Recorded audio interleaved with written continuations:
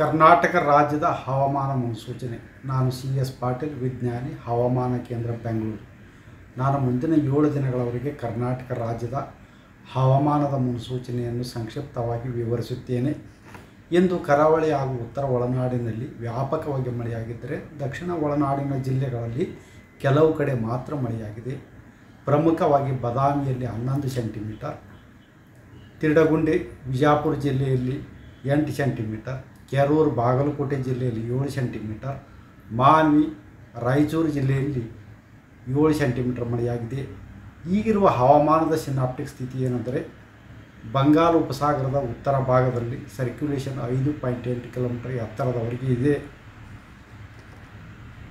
ಹೊಸದಾಗಿ ಬಂಗಾಳ ಉಪಸಾಗರದಲ್ಲಿ ಸೆಪ್ಟೆಂಬರ್ 25ರಂದು ವಾಯುಭಾರ ಕುಸಿತವಾಗುವ ಹೆಚ್ಚಿನ ಸಾಧ್ಯತೆ ಇದೆ. ಇದರ ಪ್ರಭಾವದಿಂದ ಕರಾವಳಿ, ಉತ್ತರ ಹಾಗೂ ದಕ್ಷಿಣ ಒಳನಾಡಿನ ಎಲ್ಲ ಜಿಲ್ಲೆಗಳಲ್ಲಿ ಸೆಪ್ಟೆಂಬರ್ 22ರಿಂದ ಸೆಪ್ಟೆಂಬರ್ 26ರವರೆಗೆ ಹಲವು ಕಡೆ ಮಳೆಯಾಗುವ ಹೆಚ್ಚಿನ ಸಾಧ್ಯತೆ ಇದೆ.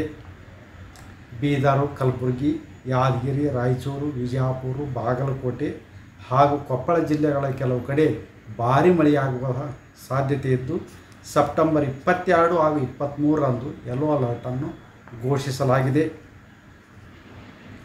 ಸೆಪ್ಟೆಂಬರ್ 26 ಹಾಗೂ 27ರಂದು ಕರ್ನಾಟಕದ ಉತ್ತರ ಒಳನಾಡಿನ ಜಿಲ್ಲೆಗಳಲ್ಲಿ ಬೀದರ್, ಕಲಬುರಗಿ, ಯಾದಗಿರಿ, ರಾಯಚೂರು, ವಿಜಯಪುರ, ಬಾಗಲಕೋಟೆ ಹಾಗೂ ಕೊಪ್ಪಳ ಜಿಲ್ಲೆಗಳಲ್ಲಿ ಮಳೆ ಪ್ರಮಾಣ ಹಾಗೂ ವಿಂಗಡಣೆ ಏರಿಕೆ ಆಗುವ ಹೆಚ್ಚಿನ ಸಾಧ್ಯತೆ ಇದೆ.